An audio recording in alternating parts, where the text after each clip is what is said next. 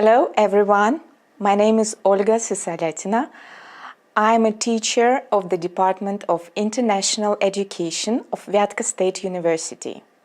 And today we are going to talk about the process of adaptation of immigrants in a foreign cultural environment. We are going to discuss some problems that immigrants face while being in a foreign country and about their feelings. So also we will discuss some examples, real examples of immigrants' life. So let's start. First of all, let's pay attention to some migration data that was taken from World's Migration Report. According to this report, the number of international migrants has increased in all regions over the past decades, but especially in Europe and Asia. So as for the Europe, it becomes more and more attractive for most migrants, especially refugees from different Middle East countries, because they are trying to save their lives, escaping from the places where the war takes place.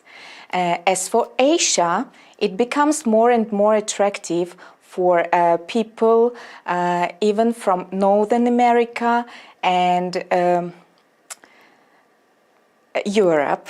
So they go there to find a better life, a more comfortable life, to find their jobs, better jobs maybe, well-paid jobs. So Asia is popular today. As for Russia, in Russia there are 8% of international migrants and 92% of non-migrants, according to the data in 2020. So now let's try to answer the question, why do people immigrate? What are the reasons? So immigration is not surprising at all as a process. It existed during the whole history of humankind, and people moved from their home places for centuries. Long-term data shows that international migration is shaped by different factors. I divided these factors into two groups. The first one is objective factors. That means that people try to escape from some dangerous places. It may be, for example, armed conflicts, and we know the problem of refugees.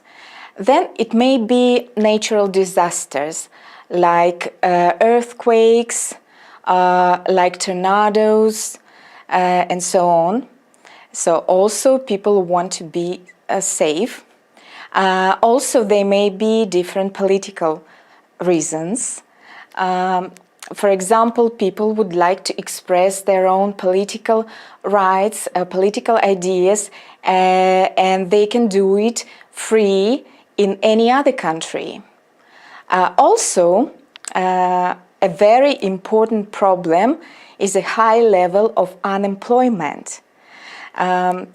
People who have no job usually try to find a better place to have a better salary in any other country. So, and one more objective factor is lack of access to competent healthcare and education. So we know that today more and more foreign students are coming to another countries to get a better education and a better health care. So now let's pass on to the subjective factors. So as for the subjective factors, here one of the most important is high standard of living. Of course, so human beings want to find a better life in any other places. So another subjective factor is family influences.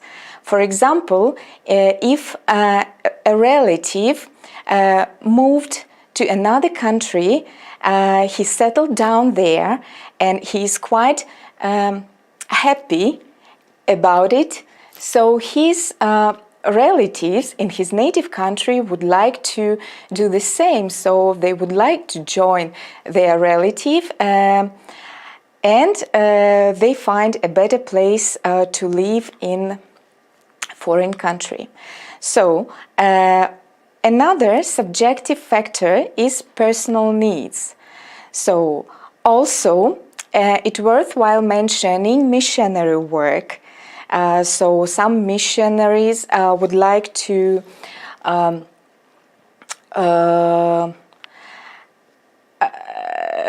do their missionary work in another countries. And of course, one more subjective factor is love and relationship, when people find partners from with a person from another country. So now let's pass on to the social theories of immigration. So there are two well-known theories of immigration. The first one is the theory of melting pot. So according to this theory, immigrants blend into a new culture, adding native items to this culture, but they do not keep strong ties with their natural cultural backgrounds. So another theory is called salad bowl theory. So you can see different components in a one bowl. What does it mean?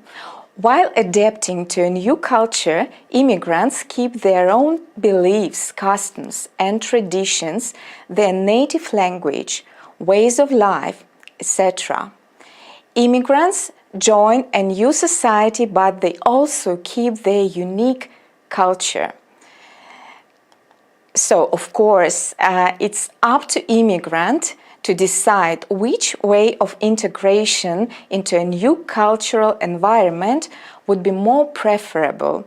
There are two ways, whether to choose a salad bowl or to choose the principle of melting point. So now I would like to pay attention to the idea of a very famous teacher, American teacher, Jane Elliott. She was born in 1933, who struggled against the racism.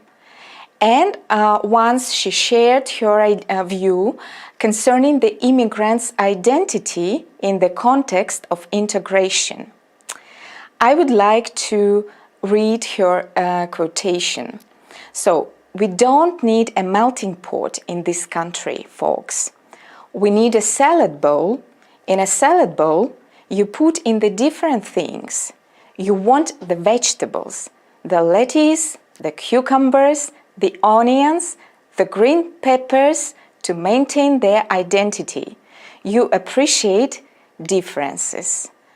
So we can see that as the author of quotation, Jane Elliott herself appreciated the differences, the cultural differences, and she would like to make an accent on cultural identity of all the people who come to America.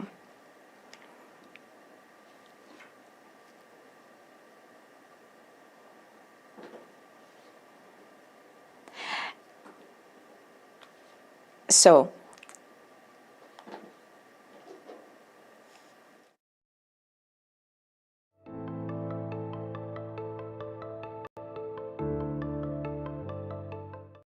my mom came here when she was 7 years old to New York. My grandfather, my maternal grandfather, worked for the embassy. So he was posted in New York, so they all came to New York, and she's been here ever since. So 40-something years, I think.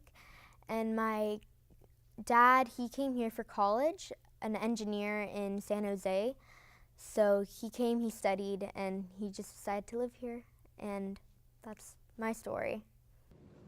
It starts off with my dad moving here for his job back in 2003. And that just left me and my mom back in the Philippines for about 2 years before we moved to join suit with him and just live with him and my grandpa, who was already here prior, but I don't really know what year he moved. And yeah, we just been here since 2005. Back in Philippines, we were taught English as a second language, right? And I thought that coming here to the US, I wouldn't really have a problem with that. However, it was really hard because everybody around me, literally everybody spoke fluent English, and I'm still just I know some words that they're saying, but it's really more complex, just trying to decipher what they're saying and all that. And it was hard going through that process, but eventually I learned to get along with it, to conform myself to the society. So my family comes from Mexico, both my mom and my dad, and they came over in the 90s, and they met each other 4 years after they came over. And they met each other at work, and then they got together and they had me, and yeah. Both of my parents were born in Egypt and lived there most of their lives all the way until college. They got married in Egypt, and then my father decided that he wanted to come to America because it was a land of opportunity and dreaming and all that. My mother, they were both obviously very torn to leave their family, but they left everything to come here so that me and my siblings could have a better life.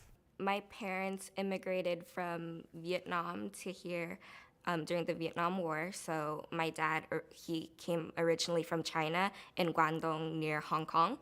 And during the Vietnam War, he escaped from China through Vietnam and all the way through Malaysia as a boat person. So he went through a lot with his family and his 4 older sisters and his 2 parents. My dad and the rest of his sisters decided they wanted to go to America and really let their kids live the American dream. And he was very adamant about wanting to stay in America, seeing it as this wonderful country full of opportunities. So he went here when he was 21, and he had to lie about his age to be able to go to an American high school. He went to San Jose High School, which is very close by, and he also graduated from San Jose State. And he really took his education seriously because he really wanted to provide for his family. And after everything was great, he had a good job. He went back to Vietnam, and that's where he met my mom. And my mom immigrated here, left everything she knew back in Vietnam, and here we are with 3 kids and a happy family.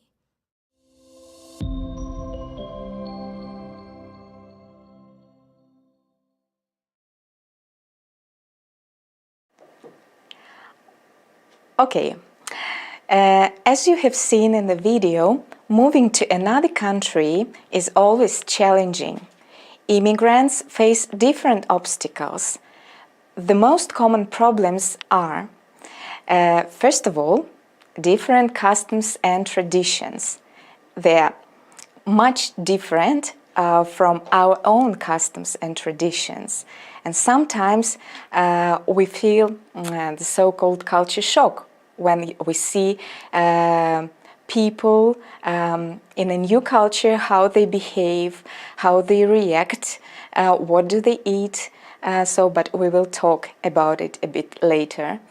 Of course, there is a very serious problem, that is language barriers. So not many immigrants can speak a new language fluently, and most of them need to learn language being abroad, being in a foreign country. If they didn't do it in their native country. So then another problem is finding a suitable employment. So usually immigrants start everything from the very beginning, and they may not have the same job as they had in their home country. Also, there may be problems with housing, sometimes especially if the immigrants do not know the language pretty well, so they may rent a house expensively, or maybe the house may not be so convenient as they wished. Another problem is different access to services, including medical care, also maybe education, some bank services. There may be also transportation issues, and of course, if immigrant move alone in a foreign country, very often he or she feels isolation. He feels alone, he is in depression, so this is a great psychological problem. So living in a new cultural environment, most people experience culture shock. Here on the picture, you can see the situation at the international airport. So people from different countries meet each other, and each of them have its own problem of understanding another people. So you can just read what are they thinking at the moment. So, and now let's watch the video again, where you can see one situation about culture shock, please.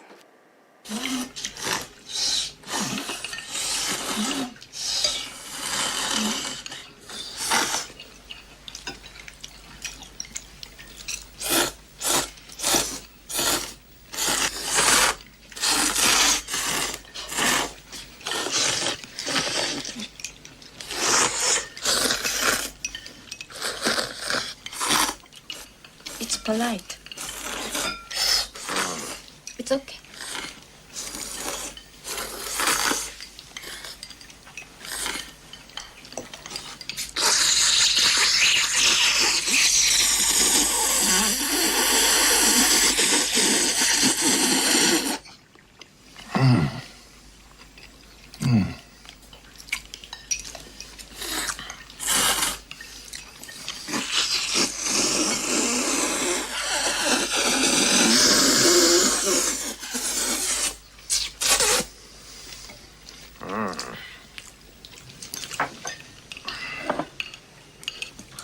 Jack?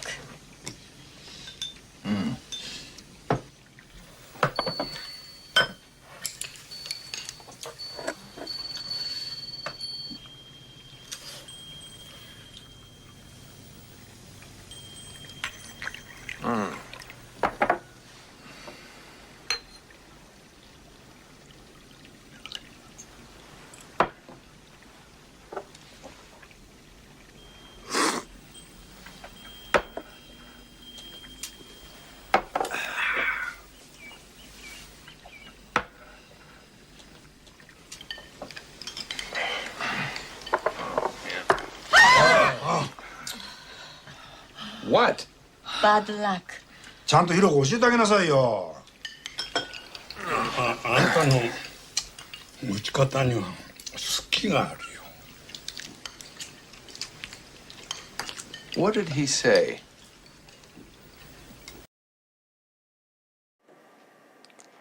So, in the video, you have seen Jack, who has been living in a foreign country for the first time.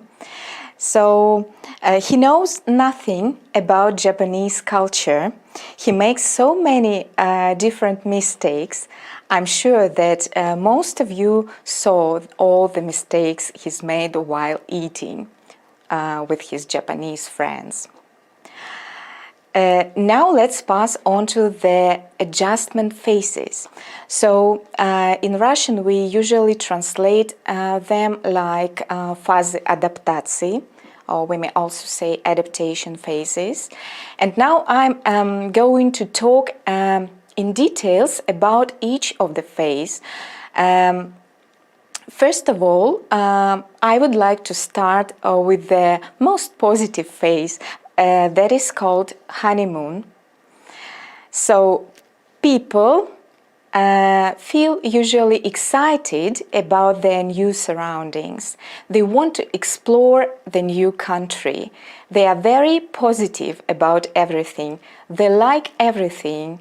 How the streets look, how the people behave, how they communicate with each other. They like to try new food. They like the manner of dressing up and so on. So everything is nice, everything is beautiful. But then, in some period of time, after a few weeks or more maybe, in a foreign country people usually feel homesick. Even simple tasks like transportation, shopping, attending meetings become challenging in a different environment. Many people face language barriers. Locals may not understand your difficulties and they seem to be insensitive people. So in this case, you start to feel lonely. So, but in some period of time, usually from 6 months, the period is from 6 months up to 12 months, after arriving in a new country, people start to get accustomed to their new home. They know what to expect from their surroundings. At this stage, people are able to communicate with locals. Hostile country becomes a place where people can learn and enrich their lives. Usually they have some friends among locals. They know in which supermarket to buy things they need, which is cheaper, which things are more expensive. So they learn some practical things that are important for them. And now let's pass on to another phase that is called reverse culture shock. So the situation is vice versa in this case. This occurs when people, immigrants as well, return to their home country after a long period of time. They have already adjusted to a new environment. Returning home presents a similar challenge. They need to reintegrate into their home country. So I can say that while living in a foreign country for a long period of time, you get used to different things, but when you return to your home country, some native things seem for you to be very much different, and sometimes you even feel a culture shock in your native country. So here I present just the W-curve model that shows how the immigrant feel, how people who live abroad feel about the new cultural surroundings, starting from honeymoon up to the full integration in a new cultural environment. Okay, and now let's pass on to the last stage, onto the last phase of this process. That is countering culture shock. Of course, it is possible to avoid the influence of culture shock. A little research will be helpful for understanding what to expect in a new cultural environment. First of all, the most important thing is, of course, learning a new language. So when you know language, you can speak fluently with locals who can tell you about many important things. So another important thing is to prepare for cultural differences. Before moving to another country, it would be good for you to learn some extra information about a new culture, about the places that you can visit, about the mentality of people, about their behavior, usual behavior in common places, so, and many other things. So you need it just to be able to escape any cultural stereotypes that may be an obstacle while you are in a foreign country. So also, you should be always open-minded and positive. So when you are positive, it is always good. So because people, you attract many people, and people would like to communicate with you, would like to make friends with you. This is important. Don't forget about smile. Don't forget about being positive. So also, you should be very patient, because all people in different countries are different. They may have different characters, and you need to have some patience to escape some cultural conflicts that may happen. So, and of course, it happens when you get tired from a new culture. So what you should do in this situation, you should take time off. What does it mean? You may take a book to read in your native language. You may talk with your friends from your native country. You may listen to the music in your native language. So you need this time, you need to do it to overcome the difficulties connecting with culture shock.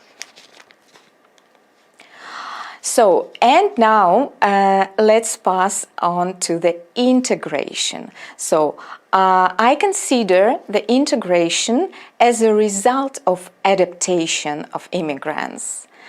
So, first of all, immigrants adapt to a new cultural environment, and after it, when they pass through all the stages of adaptation, we can say that the integration of immigrants is completed. So the process of integration is totally associated with the adaptation of immigrants to a new environment. The main goal for each immigrant is to assimilate the social attitudes and cultural norms of a particular cultural society. Now, let's pay attention to integration stages. So there are 4 basic stages. And I would like to start with the first one, that is called communicative integration. So it requires a high level of language proficiency. When we are talking about language proficiency, we mean that immigrants or any people who move to another country should have the language level like C1 or C2, so they should speak fluently, nearly like native speakers. So if they know language well enough, So they can do many things. They can find a job, they can communicate with locals, they may be free in a new cultural environment. Then let's pass on to the next stage of structural integration. It is on the stage of integration, it is called structural integration that assumes an employment in the host country. It's not very easy, especially at the beginning, to find a job. I'm talking about any job at first. So, and if you don't know language, you can't find a good job abroad. So first of all, you need to learn language and then you try to find a job. Let's pass on to the third stage of integration, that is called social integration. It means that immigrants start to have informal communication with locals. The immigrant prefers to live among locals. So I would like to make an accent here because it is really important when immigrant prefers living among locals, but not in the ghetto for immigrants. Because what is happening in the ghetto for immigrants? They are talking their native language. They have even their own hairdressers, their own supermarkets. They have everything, and they don't need to integrate in a new culture, in a new cultural society. So that's why we can say that in immigrants' ghetto, the level of social integration and of integration in general is rather low. So, the last stage of integration is called political integration. That means that immigrants have the opportunity to participate in the elections, and they have a chance to obtain citizenship. Of course, in some period of time, yes. That's all. And finally, I would like, as a conclusion, I would like to say that the level of adaptation of immigrants much depends on various personal factors. They may be sociolinguistic factors and demographic factors, so like sex, like age, like educational background. So then it depends much on the language level and on the ability to communicate with local people, so on social status and many other factors. So I would like to finish my lecture here. If you have any questions, you may write down them in comments. So I wish a good day. Have a good day, everybody. It was a pleasure to communicate with you. Thank you for your attention. Goodbye.